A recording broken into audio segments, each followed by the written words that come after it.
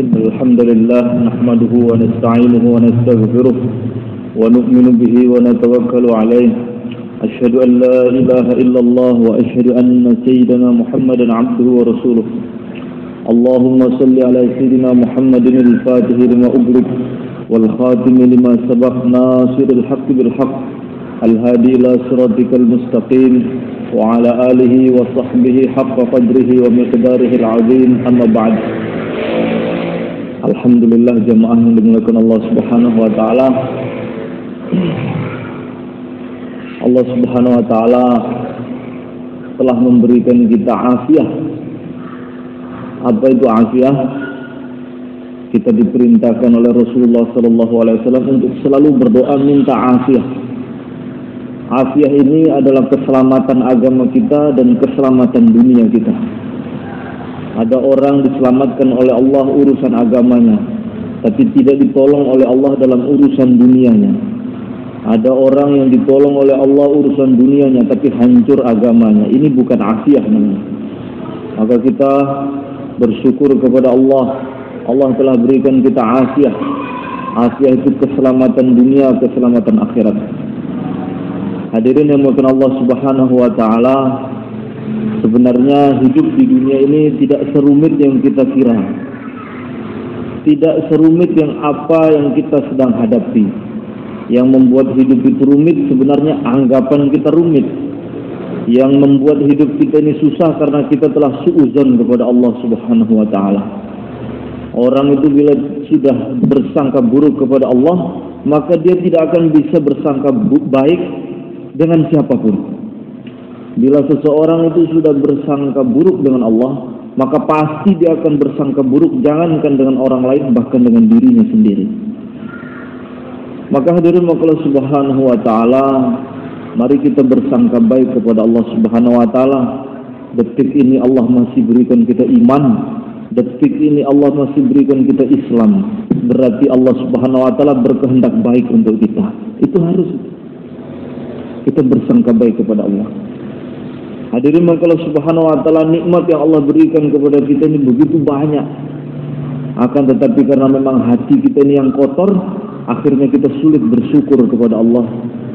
Gara-gara hati ini begitu kotor dengan sifat-sifat dan penyakit-penyakit hati, maka orang seperti ini bukan persoalannya dengan tempat dia tinggal, bukan persoalannya di mana tempat dia kerja, tapi sebagaimana hati itu dibawa kemana-mana yang kotor itu, maka akan mendatangkan masalah di mana saja. Bila orang ini kotor hatinya di kantor, maka dia akan bermaksiat di kantornya. Bila kotor hati tersebut dibawa di markas, ya, maka dia akan bermasalah di markas. Kalau dia membawa hatinya yang kotor tersebut di pasar, maka di pasar akan menjadi masalah buat dia. Maka sebenarnya persoalan kita hidup ini adalah diri kita sendiri. Hadirin Allah Subhanahu wa taala, puji syukur kepada Allah. Allah masih berikan kita nafas untuk selalu bersyukur kepada Allah, duduk di sini mensyukuri nikmat-nikmat Allah yang begitu banyak yang Allah berikan kepada kita.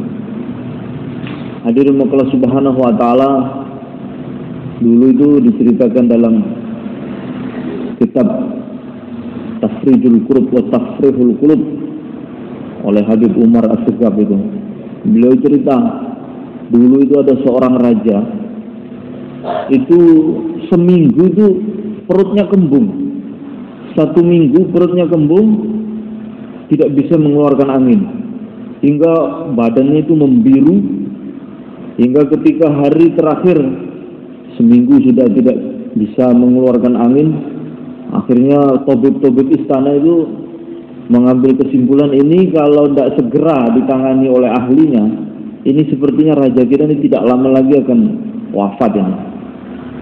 Maka karena sudah waktunya begitu mepet, tabib-tabib istana sudah tidak bisa menangani lagi, akhirnya buat sayembara. Itu pamflet-pamflet itu ditempel di pinggir-pinggir jalan, di depan istana, di pasar-pasar. Isinya, barang siapa yang bisa mengobati raja dari sakitnya ini, maka raja sendiri yang akan melantik dia sebagai raja penggantinya. Maka waktu itu ada seorang orang soleh lewat, ada seorang beriman orang soleh lewat depan istana, dia lihat itu pamflet itu, dia baca, oh raja sakit ini, maka dia memberanikan diri masuk, maka dia pun disambut oleh orang-orang istana. Orang istana tanya, Tuan apa maksud kedatangan di sini?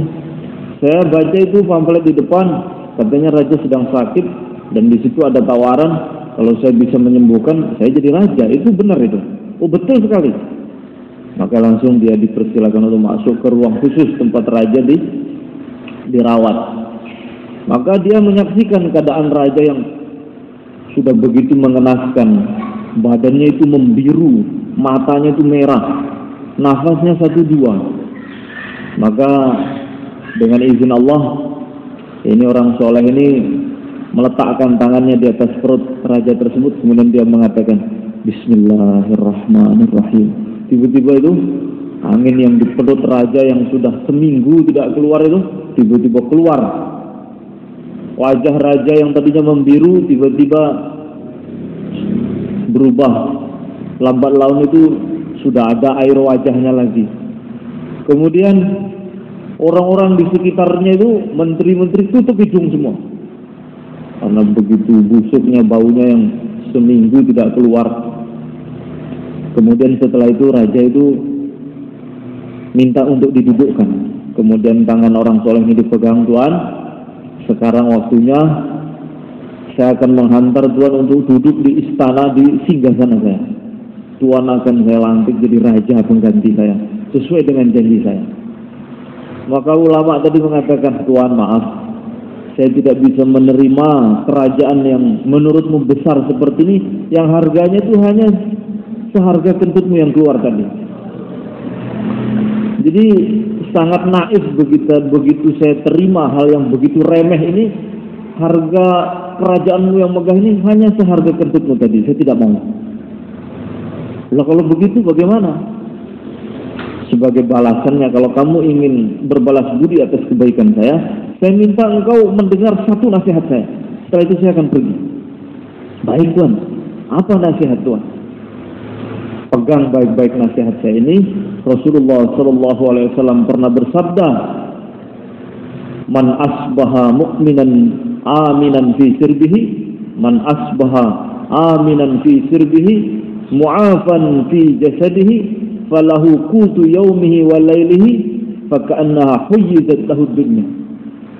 Rasulullah SAW bersabda, barang siapa yang bangun di waktu pagi aman sentosa bersama keluarganya, mu'afan fi jasadihi, jasadnya sehat, tidak ada penyakitnya, falahu qutu yaumihi wa lailihi, ada yang dimakan hari itu, maka seakan-akan seluruh dunia ini telah digiring, dipersembahkan hanya untuk dia. Jadi sebenarnya mau bahagia itu gampang. Bahagia duduk bersama keluarga, tidak terancam dengan apa-apa, badannya sehat, tidak ada penyakitnya, kemudian ada yang dimakan untuk hari itu, maka hari itu dia telah menjadi raja di dunia ini. Maka dari Allah Subhanahu wa taala kita ini punya masalah ini itu, masalah ini itu. Nah, sebenarnya ini kita ini kurang syukur ceritanya. Seandainya kita bersyukur kepada Allah, betapa banyaknya nikmat yang Allah beri kepada kita. Ini kita ini ada orang-orang yang di sekitar kita yang kita tidak kenal, punya penyakit TBC, batuk. Kan kita tidak tahu apa yang ada di dalam udara ini. Kalau kita hirup, ya kita terjangkit TBC. Alangkah banyaknya yang kita sentuh hari ini. Kita tidak tahu apa yang kita sentuh. Bisa saja yang kita sentuh itu bakteri tertentu, kemudian kita letakkan di hidung kita, kita hirup, kemudian kita terjangkit penyakit. Alangkah banyaknya yang kita sentuh, atau banyaknya yang kita hirup. Tapi Allah Subhanahu wa taala jaga kita dari sekian banyak tantangan yang dekat sekali dengan kematian di depan mata kita. Allah jaga kita. Ini namanya afiah. Kita syukuri. Tapi ada satu nikmat yang sangat besar yang tidak bisa kita syukuri, dan bahkan kita tidak akan bisa mengenal hakikat nikmat ini yang sesungguhnya kecuali nanti di akhirat. Apa itu? Nikmat iman dan Islam. Maka kita ini barusan saja hari raya, kita berteriak malam takbiran Allahu Akbar, Allahu Akbar. Apa sebenarnya takbiran itu? walitukmilul iddata walitukabbirullaha ala ma hadakum wa la'allakum tashkurun. Sebenarnya itu hari syukuran. Syukuran atas apa? Ala ma hadakum, atas nikmat hidayah yang Allah berikan kepada kita. Maka nanti akan datang hari raya yang lebih besar lagi. Ketika orang beriman nanti masuk ke dalam surga, itu adalah hari raya yang sesungguhnya. Ketika itulah orang-orang akan mengatakan, Alhamdulillahilladzi hadana lihada wa ma kunna linahtadiya laula hadanallah.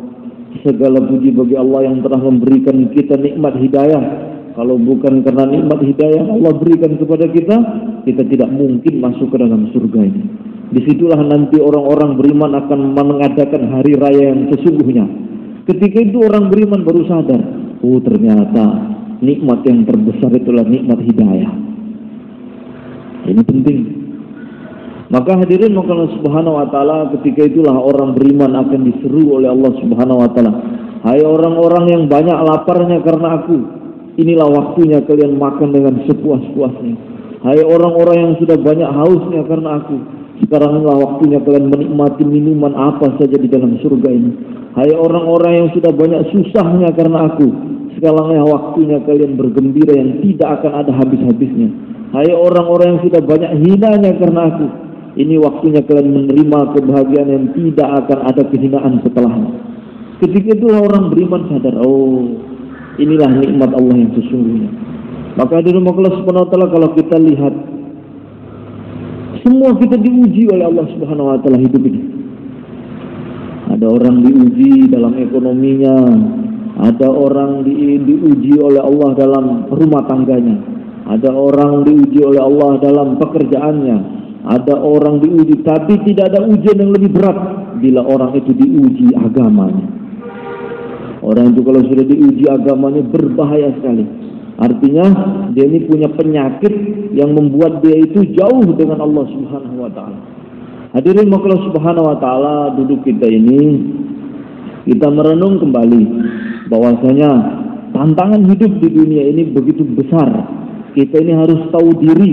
Allah Subhanahu wa taala takdirkan kita hidup di akhir zaman. Hidup di akhir zaman ini beda aturannya dengan orang-orang hidup terdahulu sebelum kita. Ini tantangan zaman begitu berat. Maka sebenarnya iman kita harusnya lebih kuat daripada iman-iman orang dahulu. Seharusnya ilmu kita harus lebih tinggi daripada imannya orang-orang terdahulu. Karena tantangan hidup ini begitu berat. Tantangan zaman begitu berat. Maka di rumah Allah Subhanahu wa taala bagaimana kita menghadapi tantangan zaman ini? Ada orang itu diuji, ya. Tantangan zaman yang begitu berat ini melalui anaknya, melalui istrinya sekalipun. Bahkan fitnah itu datang di dalam rumah kita, bahkan di saku kita sendiri. Kita tidak sadari, menggerogoti iman kita.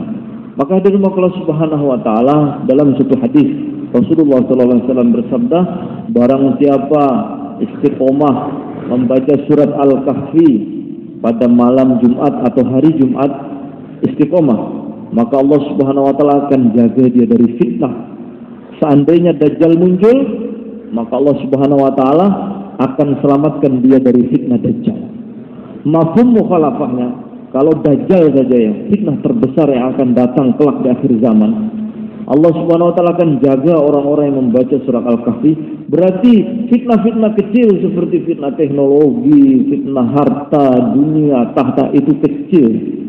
Karena apa? Dajjal nanti akan datang membawa fitnah yang begitu besar. Dalam satu asar sahabat yang selamat dari fitnah Dajjal kelak nanti ketika menjelang datangnya Imam Mahdi nanti, itu hanya 12.000 laki-laki, 8.000 perempuan yang selamat dari fitnah Dajjal. Maka dulu saya teringat guru saya almarhum Kiai, waktu itu hari-hari akhir beliau di markas, beliau mengatakan semoga yang duduk di markas ini jangan sampai ketemu Dajjal, karena saya tidak yakin dengan iman seperti kita ini mampu menghadapi Dajjal. Mending mati semua kita yang ada di sini. Karena di rumah Allah Subhanahu wa taala ketika Dajjal muncul, maka setan-setan itu akan datang dari seluruh penjuru. Ini diceritakan dalam kitab Al-Isa'ah fi Asratis Sa'ah. Seluruh setan datang. Maka setan akan mengatakan, Tuan, kami ini datang untuk menuruti semua apa yang kau mau. Karena ada sebagian riwayat mengatakan Dajjal ini namanya waladus syirk. Waladus syirk itu ada unsur syaitoniahnya separuh dalam badannya itu. Jadi Dajjal itu aneh. Jadi dia bisa mengecil, bisa membesar. Maka dulu pernah Dajjal itu pernah menjelma di Madinah, namanya Ibnu Sayyad. Jadi Nabi SAW pernah bersabda bahwasanya Dajjal ini muncul dari sepasang suami istri yang sudah 30 tahun menikah tapi tidak dikaruniai anak. Ibunya Dajjal itu gemuk. Bahkan Nabi mensifatinya sangat khusus. Itu saking gemuknya itu sampai payudaranya turun sampai perutnya. Gemuk, cirinya orang sangat gemuk. Adapun ayahnya sangat kurus, jangkung, dan ujung hidungnya seperti paruh burung. Nabi sendiri yang ceritakan.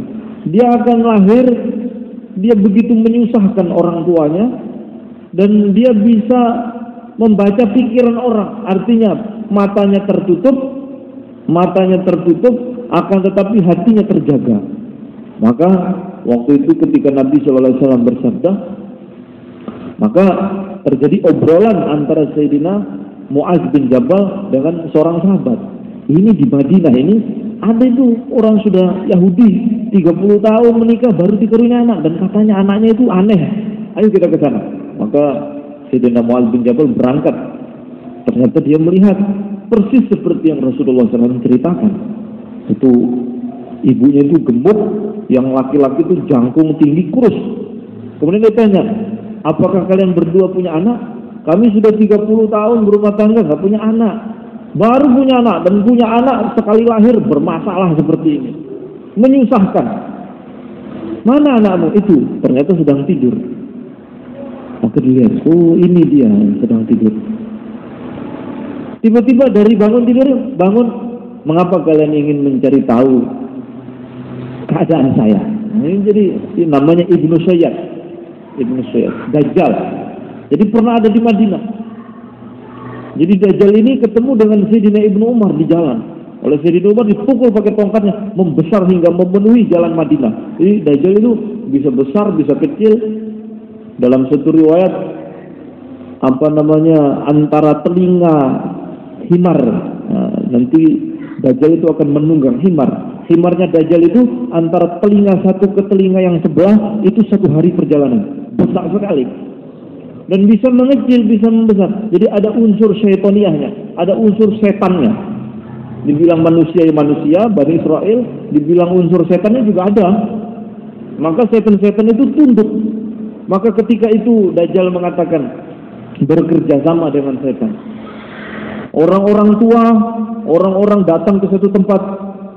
Maka orang nanti sebelum Dajjal muncul akan terjadi kemarau panjang selama 3 tahun berturut-turut.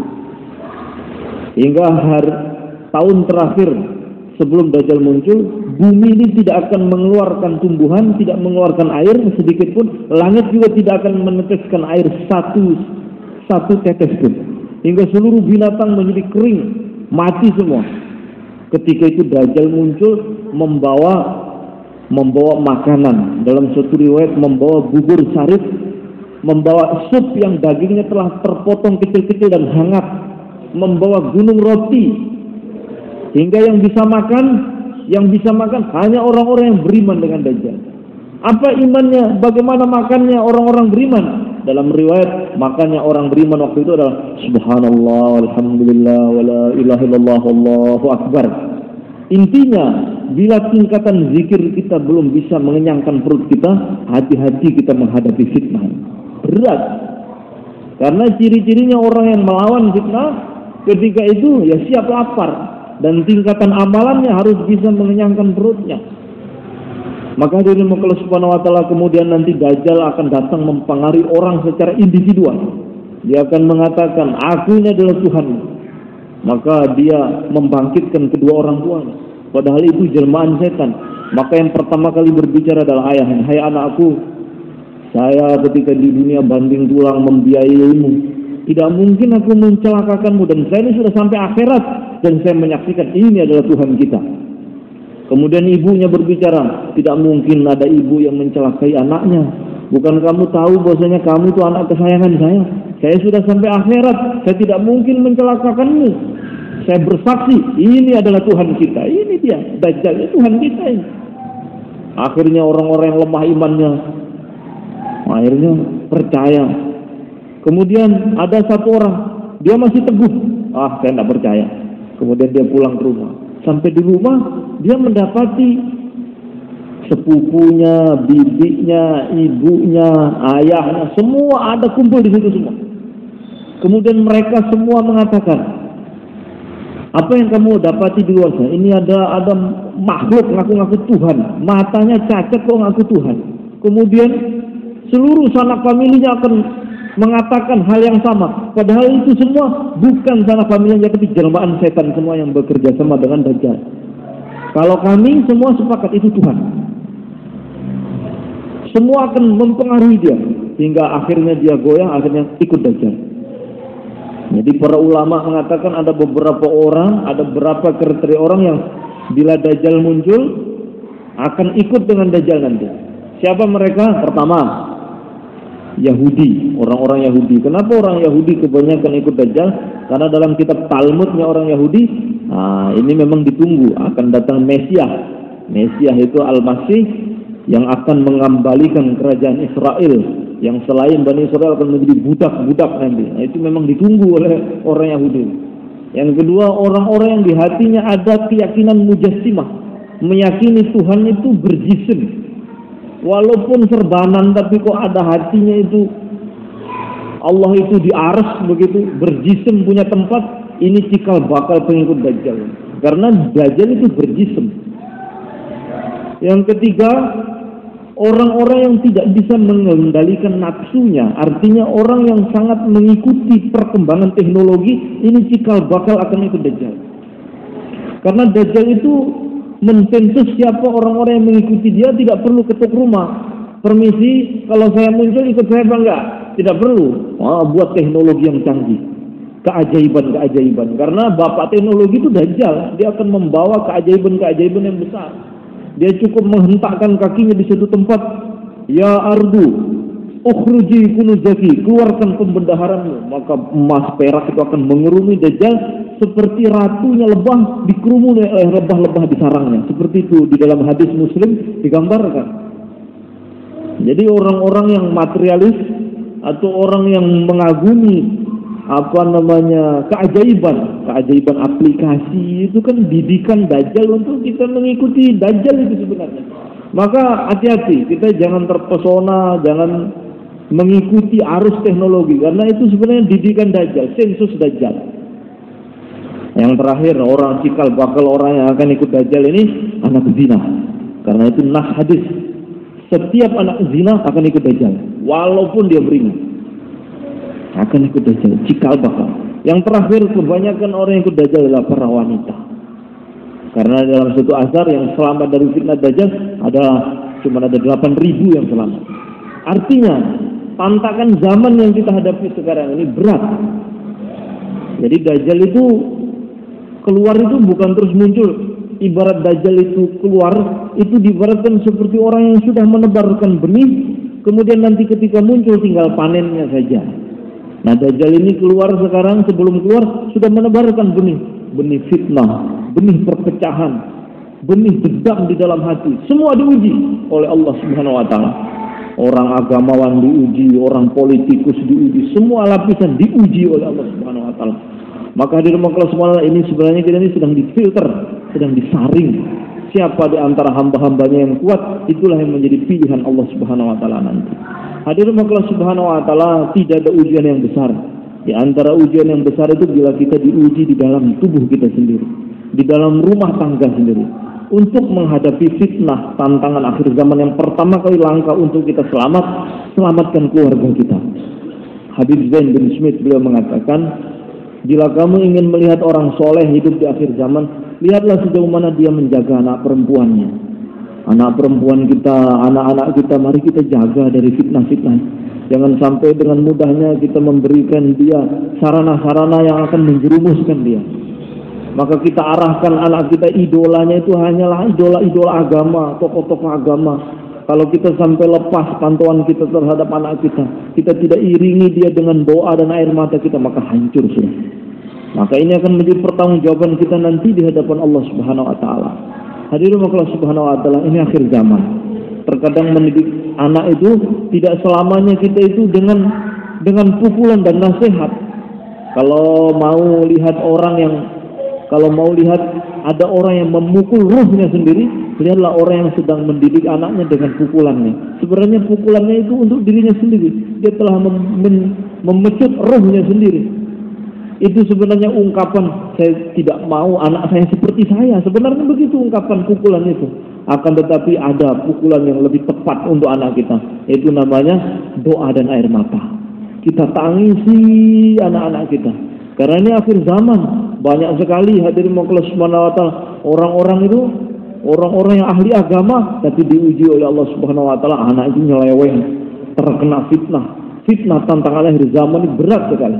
Maka bagaimana kita didik anak-anak kita ini, kita arahkan kepada pendidikan-pendidikan yang baik. Kita arahkan itu minimal bentuklah anak yang mengidolakan ayahnya. Minimal itu. Kalau tidak bisa mendidik anak untuk mengidolakan yang besar-besar, minimal didik bahwasanya jadilah kamu seperti ayahmu ini. Jadilah, kalau orang itu tidak bisa menjadikan anaknya mengidolakan dia, maka dia tidak bisa mendidik anak mengidolakan orang yang lebih hebat dari dia. Minimal ayahnya dulu. Kalau anak itu sudah takut dengan orang tua, ini berarti pendidikan yang baik ini. Ini, ayah saya juga begitu. Sambil merokok, tapi bilang anaknya jangan merokok, kan aneh itu namanya. Begitu aneh. Maka hadirin Allah Subhanahu wa taala pertama kali itu tanam di hati anak itu bahwasanya takut dengan orang tua. Nah, kalau sudah takut ini adalah cemeti yang luar biasa. Dia akan mau mendengarkan, gerak-geriknya itu akan merasa dikontrol, diawasi. Ini penting. Kemudian kita mendidik anak ini dengan air mata, karena bagaimana mungkin kita bisa mendidik anak kita? Mata sendiri kita tidak bisa kita kendalikan. Nafsu kita sendiri sulit untuk kita kendalikan. Kemudian kita mau mencengkram hawa nafsu anak kita, tidak mungkin. Maka hadirin Allah Subhanahu wa taala, dulu ada seorang ulama besar namanya Syekh Abdul Wahab Sya'rani. Syekh Abdul Wahab Sya'rani adalah seorang wali besar di Mesir waktu itu. Beliau ini diuji oleh Allah Subhanahu wa taala, punya anak namanya Abdurrahman. Ini anaknya Abdurrahman ini nggak mau ngaji, padahal ayahnya itu ulama besar waktu itu. Maka beliau ini nasihati anaknya, "Hai anakku, ayahmu ini imam besar di Mesir ini. Kamu nggak mau belajar itu gimana kerjanya? Bermain terus." Tapi nggak mau dihiraukan ayahnya.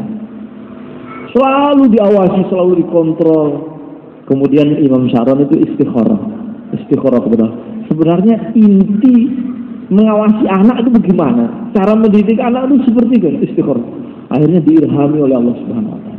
Allah Subhanahu wa taala mengatakan dalam ilham tersebut, ilham kepada Imam Sya'rani, ternyata orang tua itu mendidik anak terlalu banyak rasa keakuan.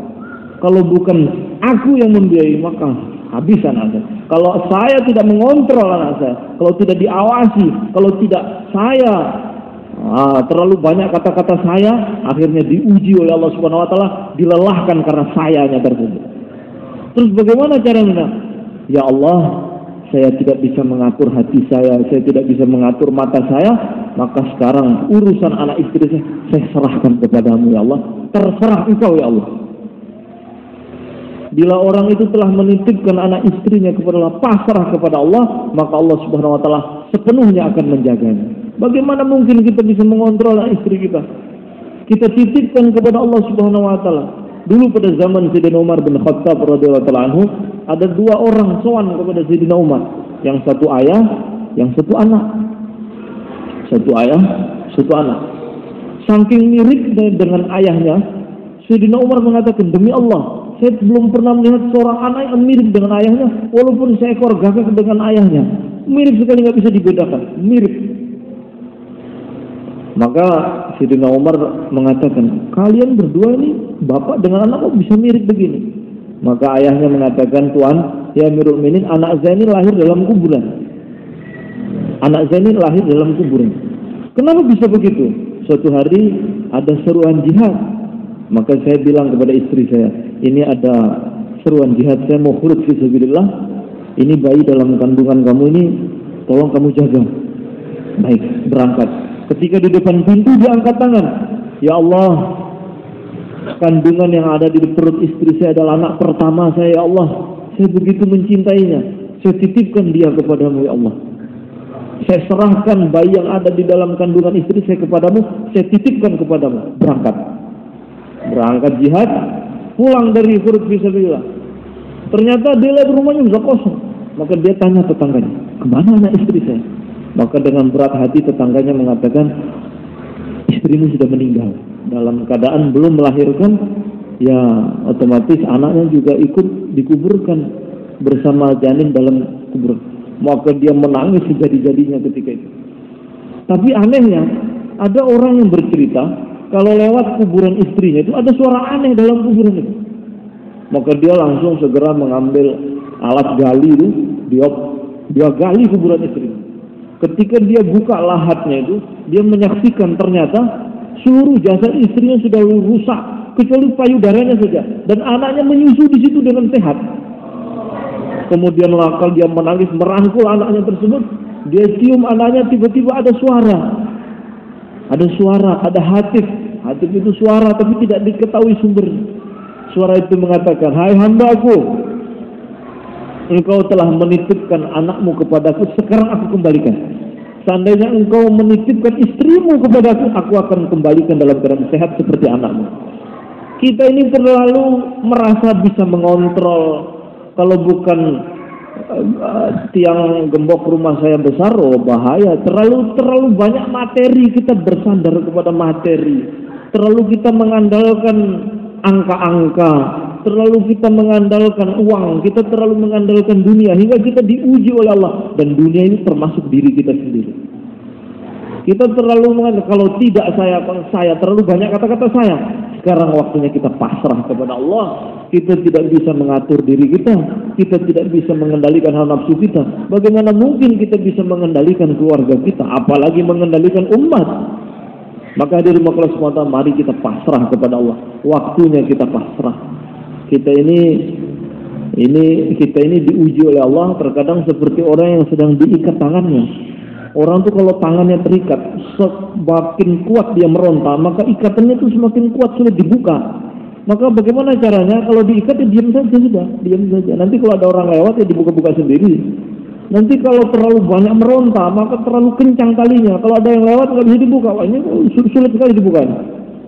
Maka kalau punya masalah, jangan terlalu meronta-ronta, melawan takdir. Nggak mau, kita usaha boleh, tapi jangan kita lupa, kita ini hamba dikendalikan oleh Allah. Maka waktunya kita pasrah kepada Allah. Serahkan urusan istri kita kepada Allah, serahkan urusan anak-anak kita kepada Allah. Kalau kita tidak ditolong oleh Allah, kita ini tidak bisa hidup. Kemarin ada orang datang ke rumah di Temburu, soal ini sebenarnya ceritanya jelek nih, tapi ya mohon diambil pelajaran, jangan dilihat ceritanya. Ada seorang dokter, orang Solo, dokter. Istrinya datang ke rumah saya, nangis-nangis gitu. Nangis. Saya ini bagaimana, Bim? Bagaimana? Saya belum tahu ceritanya bagaimana. Suami saya ini seorang dokter, penanggung jawab dakwah. Suami saya ini khurud dalam keadaan sedang bertengkar dengan saya. Makanya jangan khurud dalam keadaan orang itu bertengkar dengan istrinya, bahaya itu. Harus dalam keadaan istri itu ridho, dalam keadaan dia itu melepas suaminya itu dengan senang hati. Tidak boleh dalam keadaan kurang begitu terus merengut. Jangan, itu bahaya ya. Ini pengalaman rumah tangga ya. Dalam keadaan bertengkar, entah apa yang memicu pertengkarannya dia juga nggak cerita. Terus suaminya pergi begitu aja. Tiba-tiba dia dalam keadaan mangkel dengan suaminya tersebut. Akhirnya tiba-tiba ada nomor nyasar, telepon begitu aja. Terus ternyata laki-laki yang melawannya itu ahbab juga. Terjadilah obrolan.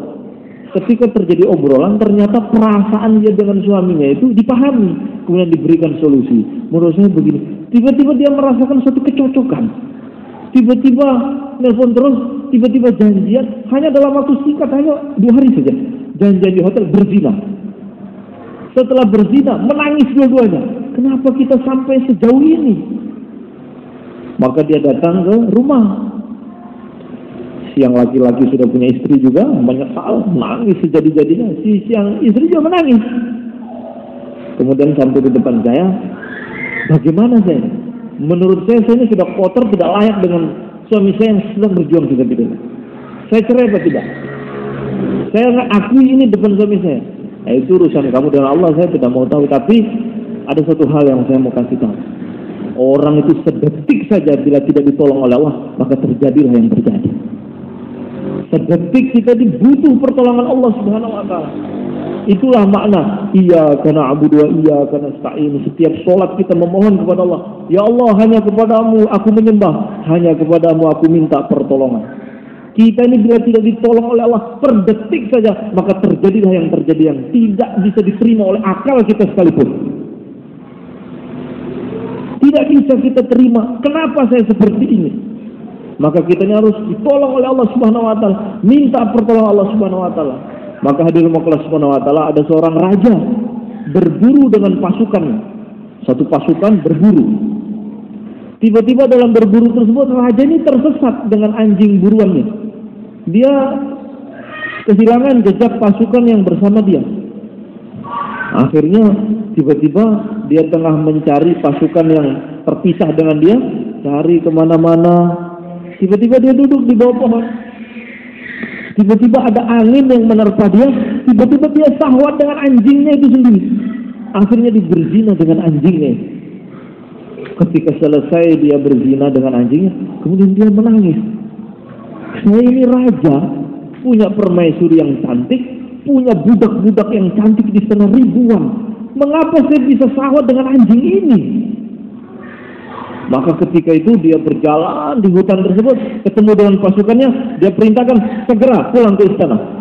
Sampai di istana dia kumpulkan para ulama, dikumpulkan para cendekiawan, filosof-filosof. Dia cerita, saya ini tiba-tiba syahwat dengan anjing saya, tiba-tiba hanya dalam waktu berapa detik saja, tiba-tiba saya tidak bisa mengendalikan diri saya. Tiba-tiba terjadilah yang terjadi hingga saya ini berzina dengan anjing saya.